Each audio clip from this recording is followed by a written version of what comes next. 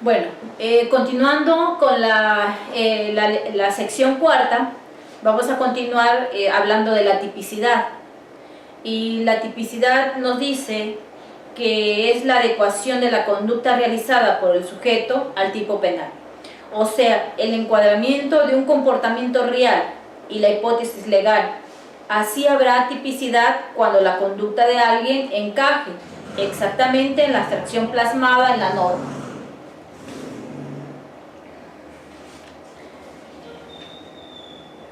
¿Cuáles son esos principios generales de la tipicidad? La tipicidad se encuentra apoyada en el sistema jurídico mexicano por diversos principios supremos que constituyen la garantía de legalidad. Enseguida se detallan dichos principios. ¿Cuáles son esos principios? Lo vemos en la diapositiva, que nos habla de no hay delito sin ley, no hay delito sin tipo, no hay pena sin tipo, no hay pena sin delito, no hay pena sin ley. Nulla crimen sin ley, nulli crimen sin tipo, el nili poema sin tipo, nulla. O sea, nos habla de esos principios que pueden darse y que existen en la norma. Nuestra Carta Magna ampara dichos principios generales que garantizan al sujeto su libertad en tanto no exista una norma o tipo que establezca el referido comportamiento que se le pudiera imputarse. ¿Cuáles son esa clasificación de los tipos? Bueno, pues lo vemos en cuanto a la diapositiva. Vemos un recuadro donde hablamos de los diversas clasificación del delito. Hablamos de la conducta. ¿Qué es la conducta? Es la relación por el comportamiento del sujeto activo. El tipo puede ser, ese tipo de sujeto activo puede ser de acción, de omisión, omisión simple y comisión por omisión. Cuando hablamos de una acción, cuando el agente incurre en una actividad o hacer, es decir, cuando la conducta típica consiste en un comportamiento positivo, por ejemplo, el robo por apoderamiento o homicidio por estrangulamiento. De omisión, cuando la conducta consiste en un no hacer, es una inactividad, o sea, un comportamiento negativo. A su vez, la omisión se divide en simple y de comisión por omisión, como se vio en el capítulo anterior. Omisión simple consiste en no hacer, es decir, no se realiza lo que la ley prohíbe, sin que se produzca un resultado material, sino formal. Ejemplo es la aportación de armas prohibidas. Comisión por omisión consiste en no hacer en una inactividad, pero que tiene como resultado un daño o afectación al bien jurídico. Por ejemplo, privar de la vida por no administrar un medicamento. Por daño, se refiere a la afectación que el delito produce al bien tutelado y puede ser como sigue. De daño o lesión, cuando se afecta realmente el bien tutelado, por ejemplo, el robo, el homicidio y la violación. De peligro, cuando se daña el bien jurídico, sino que únicamente se pone en peligro el bien jurídico que la ley castiga por el riesgo en que se colocó dicho bien. Y este puede ser efectivo o presunto. Efectivo cuando el riesgo es mayor o existe más probabilidad de causar afectación, por ejemplo, con un disparo de arma de fuego y un ataque peligroso, contemplados todavía algunos en el Código Penal estatales. Presunto, cuando el riesgo de afectar el bien es menor, por ejemplo, el abandono del cónyuge e hijos, la omisión de socorro, el abandono de atropellados, el abandono de personas, los cuales se contemplan en el Código Penal Federal. Por resultado, según la consecuencia derivada de la conducta típica, el delito puede ser formal, material, Cuando hablamos de formal, de acción de una mera conducta, para la integración del delito no se requiere que se produzca un resultado, pues basta realizar la acción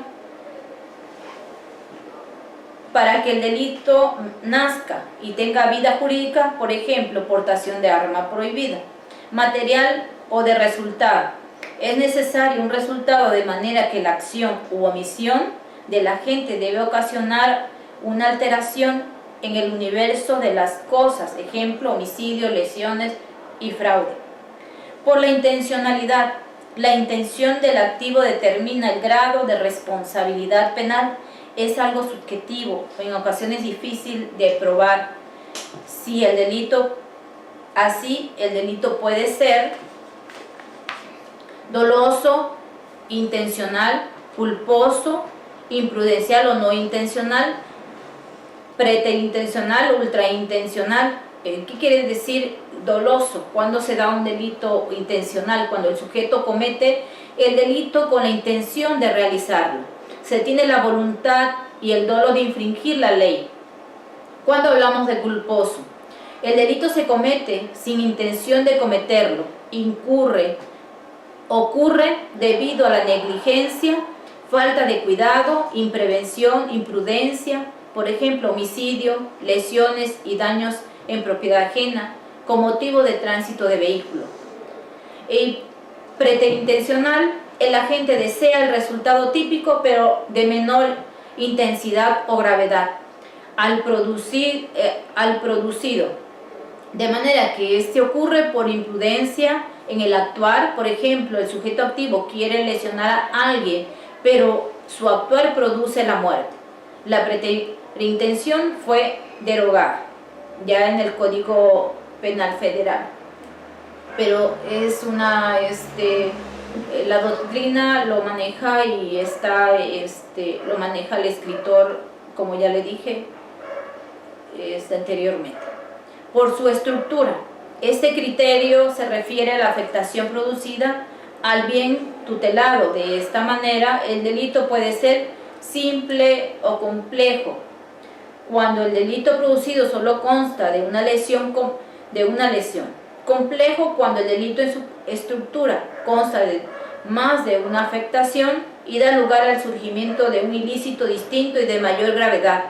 Por ejemplo, la violación tiene una penalidad como delito simple, pero si comete un ascendiente será agravado, dependiendo de la legislación, porque cada legislación federativa tiene su penalidad y a veces hay diferencia en cuanto a ella.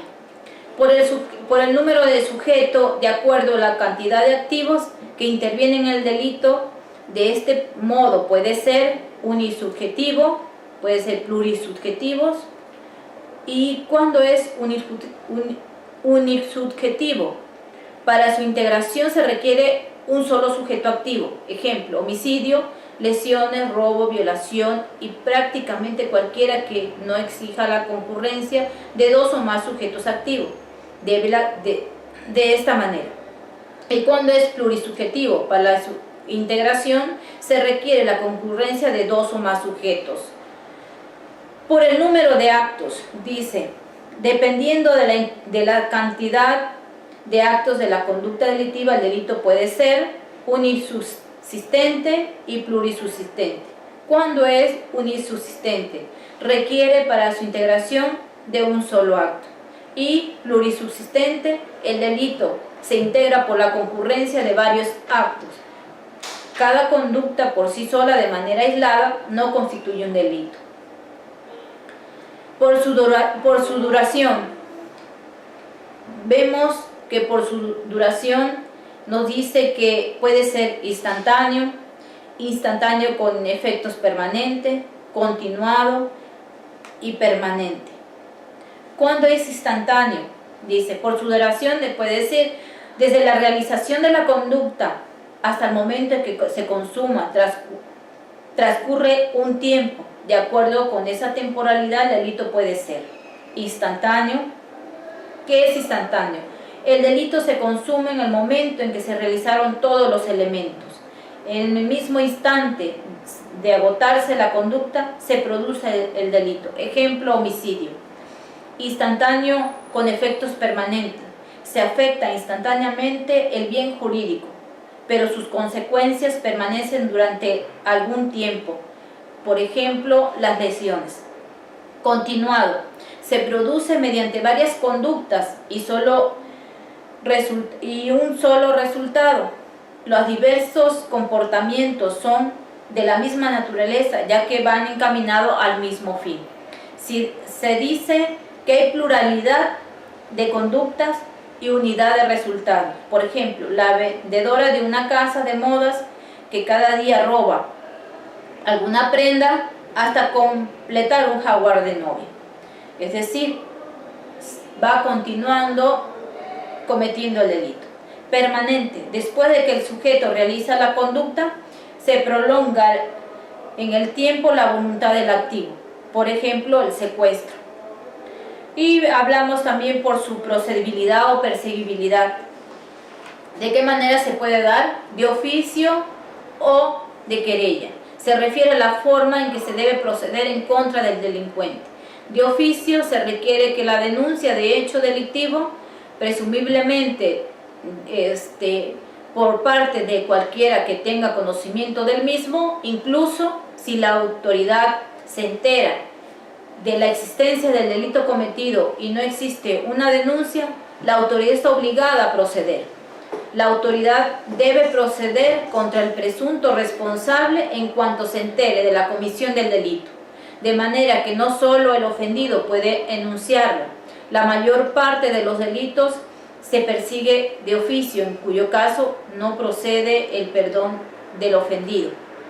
Es decir, en nuestra legislación, en la Constitución Política de los Estados Unidos Mexicanos, determina cuáles son los delitos que pueden ser perseguibles de oficio y cuáles son los delitos perseguibles por querella.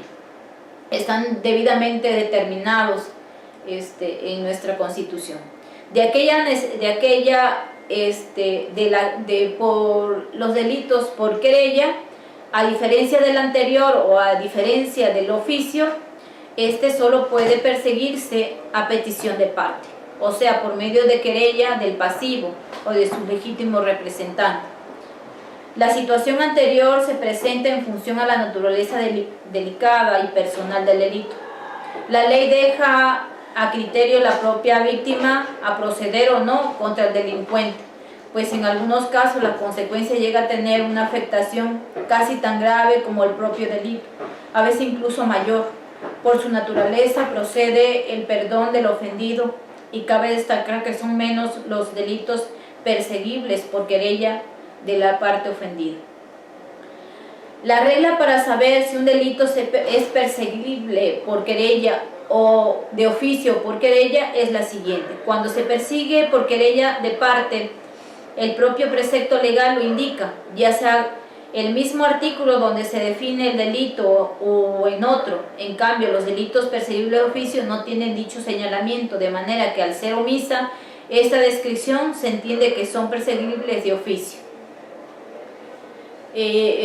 La autora señala, hace referencia a una tabla y dice cuáles son los de oficio y cuándo son por querella, pero no hay mejor consulta que hacerla sobre la Constitución, que señala y cuáles deben de ser de oficio y cuándo deben de ser por querella. En algunos delitos la percibilidad o procedibilidad se da en función de la persona que los comete y de su nexo en relación con el pasivo del delito, o bien en los casos patrimoniales. Por la materia, se trata de seguir el criterio de la materia que pertenece al delito, ámbito material de validez de la ley penal. De modo que es ilícito, estos ilícitos pueden ser de materia común, federal, militar, político, contra el derecho internacional. ¿Cuándo es la materia común? En el elemento de las legislaciones locales Como se vio en líneas anteriores, cada estado legisla sus propias normas. Entonces, por lo tanto, cada entidad federativa tiene su código sustantivo. El federal es emanado del Congreso de la Unión y es el que se ve afectada lo que es la federación. Cuando hablamos de materia militar, está contemplado en la legislación militar, o sea, afecta solo a los miembros del Ejército Nacional, y que está contemplado en la Constitución Política de los Estados Unidos Mexicanos. Político es el que afecta al Estado, tanto por lo que hace en su organización como en lo referente a sus representantes, como lo es el caso de la sedición, la rebelión, el motín y la conspiración, igualmente contemplados en el Código Penal. Contra el derecho internacional, afecta bienes jurídicos de derecho internacional como piratería, violación de la inmunidad y violación de la neutralidad. Por el bien jurídico protegido, hablamos conforme a este criterio, los delitos se agrupan por el bien jurídico que tutelan criterio que siguen los códigos penales. Ocasionalmente se advierte que el criterio adoptado por el legislador es otro, pero en términos generales, en la legislación mexicana prevalece el del bien jurídico y existen delitos contra la libertad sexual, patrimoniales, contra la vida, contra la salud, etc. Por su ordenación metódica, seguimos dándole lectura a lo que es la tabla, a la clasificación de los delitos, cuál es su composición, cuáles son los elementos, y aquí están señalados todos de alguna manera. Por su ordenamiento metódica siguen determinadas circunstancias y el delito puede ser básico o fundamental, especial, complementado. ¿Cuándo es básico o fundamental? Es el tipo que sirve de eje y base del cual se derivan otros, con el mismo bien jurídico tutelado. El tipo básico contiene el mínimo de elementos y es la columna vertebral de cada grupo de delitos, por ejemplo, robo y homicidio. Especial, se deriva de lo anterior, pero incluye otros elementos que le dan autonomía y vida propia, por ejemplo, homicidio en razón del parentesco o relación, infanticidio, femicidio y aborto, los cuales derivan del homicidio, pues de hecho son homicidios, pero con características en los sujetos activo y pasivo que lo hacen diferente al básico. Dichos delitos pueden ser agravados, calificados o atenuados, privilegiados. El aborto es privilegiado, mientras que el homicidio en razón del parentesco en relación es agravado. Complementado es un tipo básico adicionado de otros aspectos o circunstancias que modifican la punibilidad de manera que lo agrave o atenúe. Además, no tiene vida autónoma, como el especial, por ejemplo, robo en casa habitación con una pena agravada según el lugar donde se cometa. Por su composición, se refiere a la descripción legal que hace referencia a sus elementos, los cuales pueden ser objetivos, subjetivos o normativos. Así, el delito puede ser normal, anormal. Cuando hablamos de normal, la descripción legal solo contiene elementos objetivos, por ejemplo, el homicidio. Anormal se integra de los elementos objetivos, subjetivos o normativos, por ejemplo, el homicidio en razón del parentesco, el abandono de personas sin causa justificada. Por la autonomía o dependencia, hay delitos que existen por sí solos, mientras que otros necesariamente dependen de otro. Y esta autonomía o dependencia, dice, puede ser autónomo o independiente. ¿Cuándo es autónomo? Tiene existencia por sí, por ejemplo, el robo y el homicidio. Dependiente o subordinado, su existencia depende de otro tipo, por ejemplo, el homicidio en riña o duelo o robo de uso. Por su formulación, por la forma en que hace la descripción del tipo, el delito puede ser casuístico, alternativo, acumulativo y amplio. Cuando hablamos de acuístico, perdón, ahí lo podemos cortar, casuístico. Cuando hablamos de casuístico. De 3. ¿Cuándo hablamos? Cuando hablamos de casuístico. Otra vez. Cuando hablamos de Va por las manos del chaleco. cuando hablamos de casuístico. Cuando hablamos de casuístico. El tipo planea diversas hipótesis o posibilidades para integrarse al delito, el cual puede ser alternativo. El alternativo cuando basta que ocurra uno de los supuestos que plantea la norma, por ejemplo, en el despojo que se integrará cuando se realice por alguno de los medios de ejecución previsto en el tipo penal. Violación, amenaza, furtividad o engaño. En este caso, se ofrece y será necesario que se haya realizado mediante alguno de ellos por los 4 elementos. Acumulativo. Para la integración del delito se requiere que ocurran todas las hipótesis planteadas, por ejemplo, el estupro. Amplio. El tipo no precisa un medio específico de comisión, por lo que puede serlo cualesquiera, por ejemplo, el homicidio, lesiones y robo, entre otros. Por la descripción de sus elementos, se refiere justamente a cómo el legislador lleva a cabo la descripción, de modo que el delito puede ser descriptivo,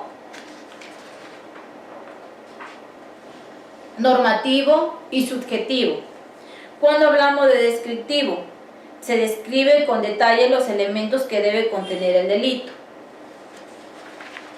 Cuando hablamos de normativo, hace referencia a los antijurídicos, generalmente va vinculado a la conducta y medios de ejecución y se reconoce por expresiones como sin derecho, indebidamente, sin justificación, sin causa justa. Implica lo contrario a derecho, por ejemplo, robo, sin derecho y sin consentimiento. Subjetivo se refiere a la intención del sujeto activo o al conocimiento de una circunstancia determinada o algo de índole subjetiva, o sea, un aspecto interno. Por ejemplo, el homicidio en razón del parentesco en relación o en relación. En el elemento subjetivo consiste en que el delincuente conozca el parentesco que lo une con la víctima.